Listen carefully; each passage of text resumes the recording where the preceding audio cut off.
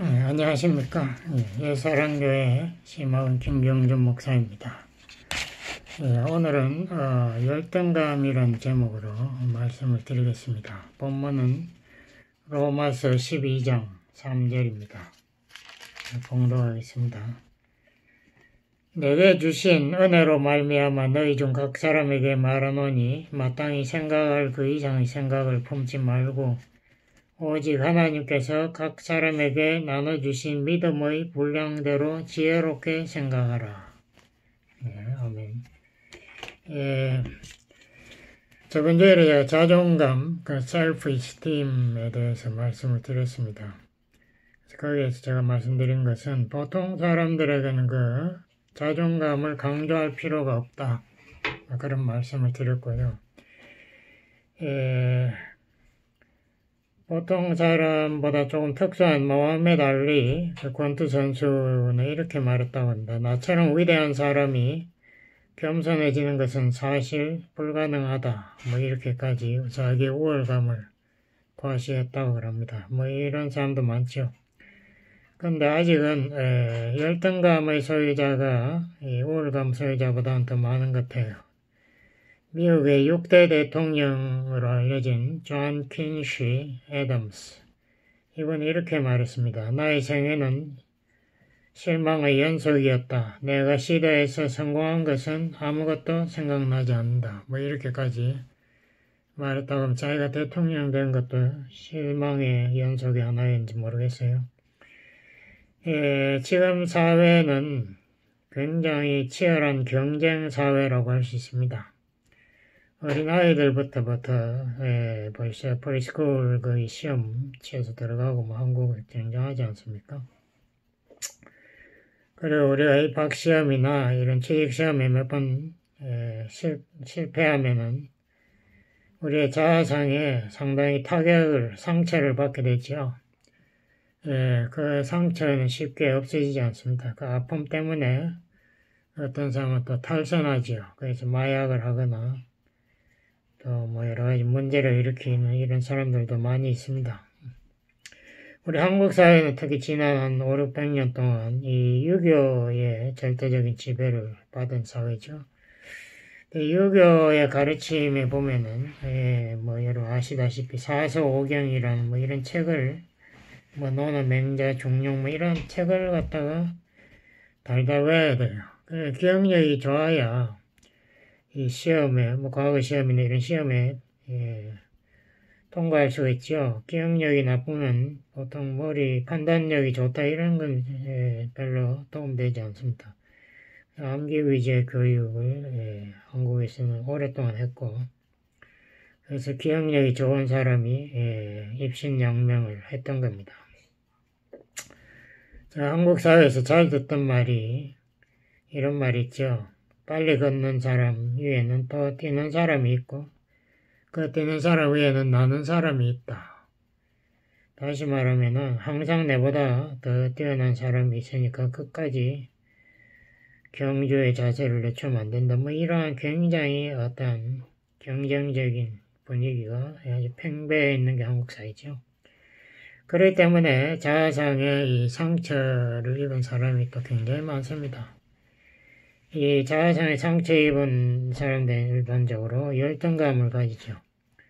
그래서 내가 다른 사람보다는 떨어진다, 못하다. 또 저 사람은 저거를 잘하지만 나는 이걸 잘할 수 있다 이런 생각을 못해요. 저 사람이 내보다 더 뛰어나다 이렇게 비교의식을 흑백 논리로 하는 거죠. 그래서 이러한 열등감 가진 사람은 사람들이 많이 모인 곳에 가기를 싫어합니다. 왜냐하면 거기에서 내가 드러나면 또 나의 약점이 드러나니까 또 다른 사람들이 나에 대해서 이야기하는 거 굉장히 싫어해요. 그래서 이러한 열등감을 가진 사람들에게는 자존감을 높여줄 필요가 있습니다. 이에 또 자아상의 상처를 치료해줘야 할 필요가 있습니다. 일반적으로 이 자아상에 대해서 조금 말씀을 드리면요. 이 자아상이 잘못된 사람이 대부분이에요. 아까 모하메드 알리 같이 자아상이 부풀은 사람도 있고 퀸시 애덤스 같이 자아상이 아주 망가진 사람도 있습니다. 오럴 로버츠 부흥사 혹은 로버트 슐러 이런 사람들이 70년대 이후 80년대 90년대 가면서 이 긍정적 사고, 영어로 positive thinking, 이거를 굉장히 이제 설교하면서 강조를 했죠. 그래서 이 사람들은 내가 가능하다고 생각하면 할 수 있다. 생각에 따라서 운명이 결정된다고 생각하고 주장하고, 또 자존심이 가장 중요하다. 그 자존심을 어떤 새로운 복음같이 그렇게 가르쳤습니다. 그 자아에 대해서 특별히 긍정적인 사고를 하는 것이 자기 운명을 결정한다고 주장했죠. 이 슐러 목사님이 하던 그 수장교회, 여기 가든 그로브인데요. 이 유리로 만들어진 이 교회를 정말 긍정적 사고의 어떤 상징으로 그렇게 내세우고, 한국에서 감리교회였던 목사님이 그 교회를 디자인을 뺏겨가지고 한국에서도 그렇게 수장교회를 만든 그런 것도 신문에서 봤습니다. 그러나 그 수장교회의 메시지는 이미 지나가 버렸고, 그 교회도 파산해서 결국은 천주교에 팔렸죠. 그래서 저번 신문에 보니 저번 주에 천주교 그 예배가 시작되었다라고 신문에 나왔습니다. 이러한 긍정적 사고에 반대해서 이제 보수 기독교는 자아를 그렇게 지나치게 내세우는 것이 비성경적이다라고 이렇게 주장하죠. 누가복음 9장 23절 같은 대표적인 구절로 예수님께서 이렇게 말씀하십니다. 누구든지 아무든지 나를 따라오려거든 자기를 부인하고 날마다 제 십자가를 지고 나를 쫓아야 한다. 그러니까 자기의 주장을 부인하라 이거죠. 하나님 뜻을 따르기 위해서 하나님 뜻을 수행하기 위해서는 자기 희생 십자가를 져야 한다. 이렇게 성경은 말하고 있고, 또 예수 믿지 않는 사람들, 구원받지 못한 사람들, 다 용서받지 못한 죄인 아닙니까? 그런 죄인들에게 당신은 문제가 없어요. 당신 자아를 굉장히 긍정적으로 보아야 한다고 주장하는 것은 그거는 조금 복음하고는 다른 주장입니다. 문제가 있죠. 오히려 죄인들이 자기의 잘못을 인정하고 회개를 함으로써 하나님의 은혜를 받아서 재창조 성령이 들어오셔서 새로운 내 모습을 만들어야지 옛날 그 모습이 아무 문제가 없다 혹은 그 모습이 이상적이다 이렇게 주장하는 것은 비복음적입니다. 이 자녀 교육에도 이 자아상의 형성에 큰 영향을 미치죠. 그래서 어떤 부모들은 이 자아상을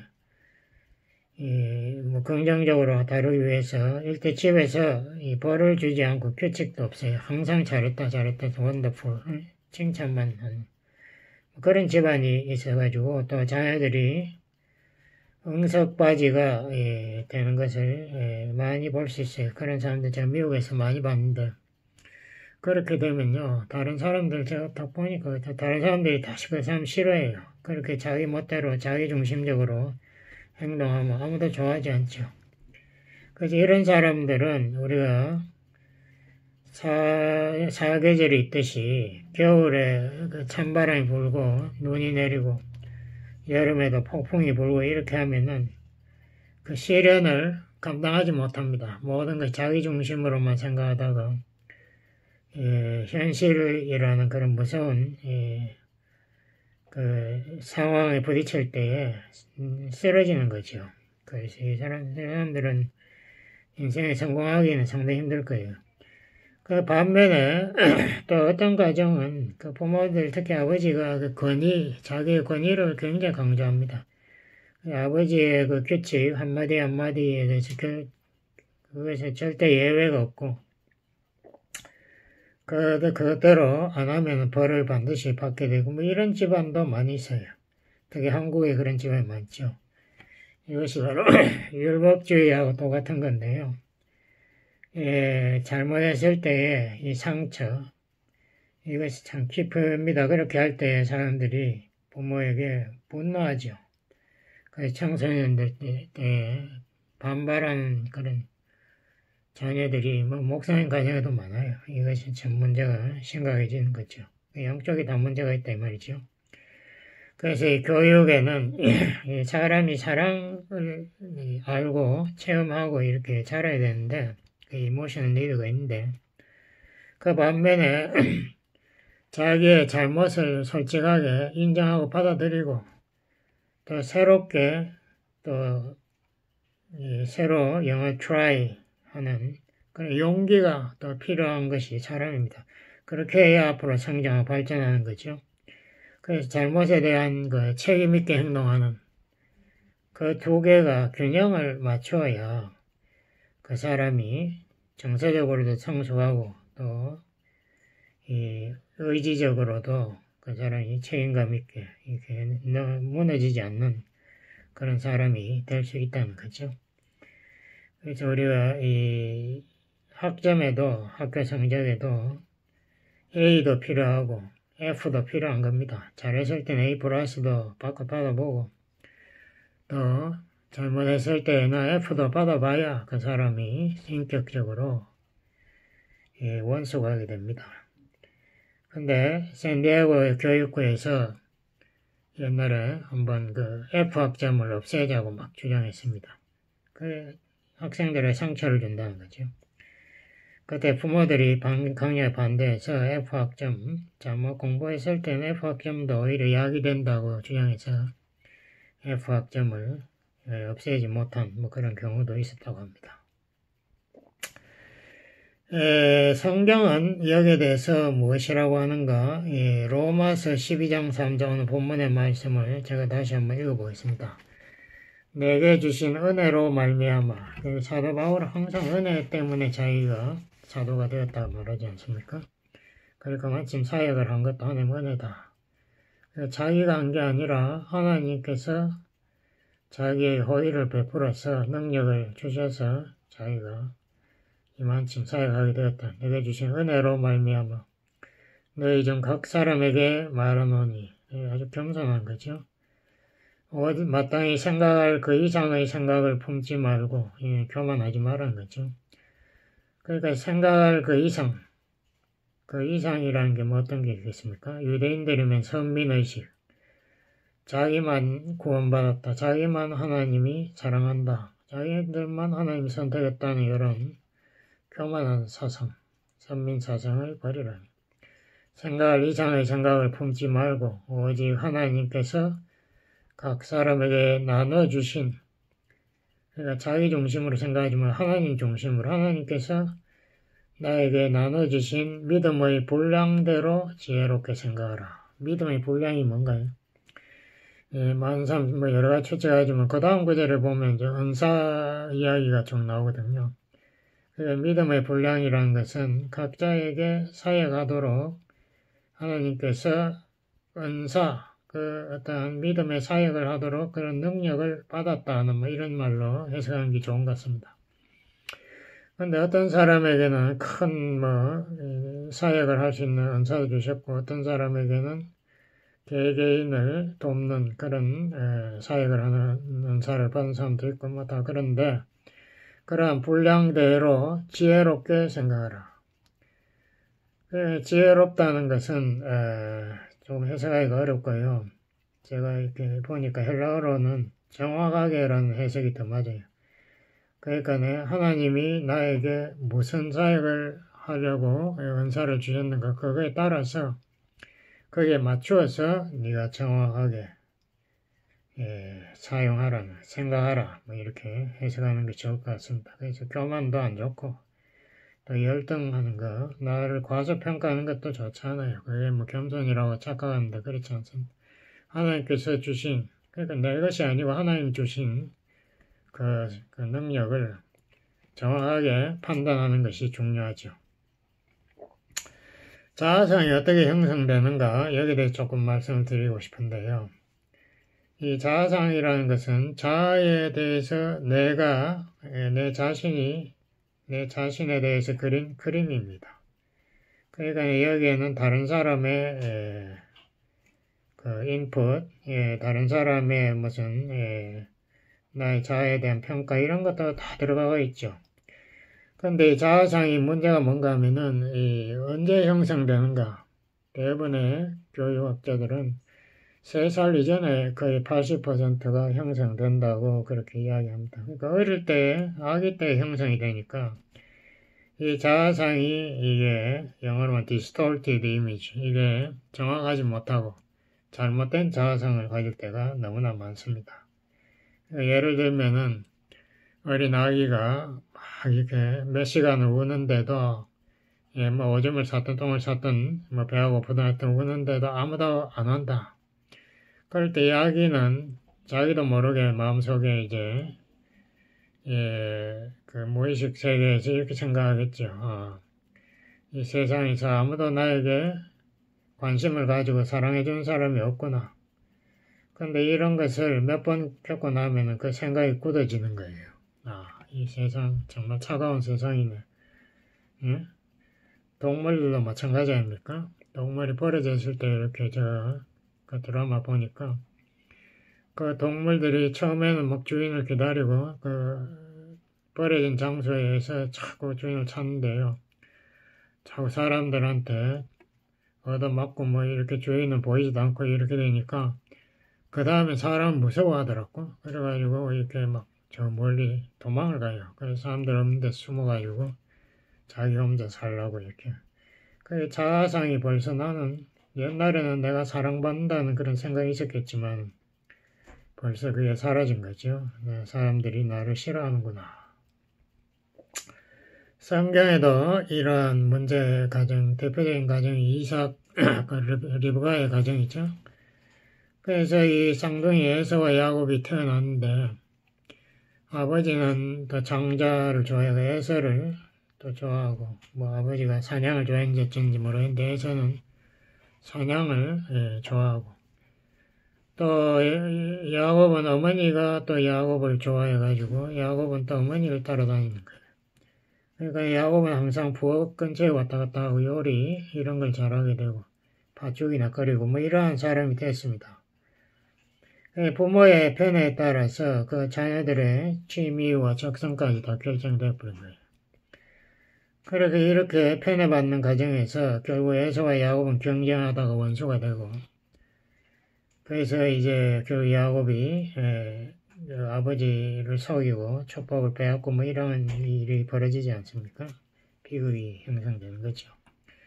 그래서 이 정확한 자아상, 이 균형 있는 자아상, 이거 정말 꼭 필요한데요. 우리가 자아상을 이야기할 때 빼놓을 수 없는 것이 성경은 뭐라고 하는가? 하나님의 나에 대한 평가는 무엇인가? 이것을 아는 것이 굉장히 필요합니다. 그래서 알아야 우리가 자아를 정확하게 평가할 수 있습니다. 그래서 균형 잡힌 자아를 찾을 수, 자아상을 만들 수 있죠. 제가 전에도 말씀드렸지만 성경에는 이 두 가지 평가 기준을 이야기합니다. 구약에서는 거의 대부분이 이 율법주의를 강조하는데요. 율법주의의 평가 기준은 내가 얼마나 잘났나 이야기입니다. 나의 성품이 얼마나 하나님 닮았나, 나의 능력이 얼마나 뛰어난가, 나의 삶의 사역의 열매가 무엇인가 뭐 이러한 것을 가지고 평가를 해요. 그래서 이런 것을 제가 옛날에도 그런 말씀했지만 높이뛰기 선수에 우리가 비교하면 좋습니다. 높이뛰기 선수들이 운동에 나와가지고 그 장대를 막 최선을 다해서 뛰어넘지 않습니까? 그래서 어쩌다 뛰어넘으면은 막 좋아가지고 소리 지르고 이러는데 금방 심판이 와가지고 그 장대를 또 half inch 이렇게 한 1cm 정도 더 올려버려요. 그럼 또 막 3번 동안에 어떻게 최선을 다해서 그걸 뛰어넘자마자 또 심판이 와가지고 그걸 또 1cm 더 올려버려요. 그래서 자기가 장대에 걸려서 넘어질 때까지 뛰는 거예요.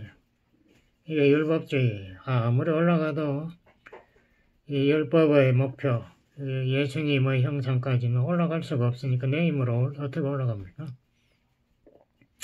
항상 실패로 끝나는 거예요. 하나님은 심판의 하나님으로 보이는 거고. 이 약점, 이것을 나타난 약점을 숨기고 감추기 위해 위선자의 그런 역할을 하는 것이 율법주의죠.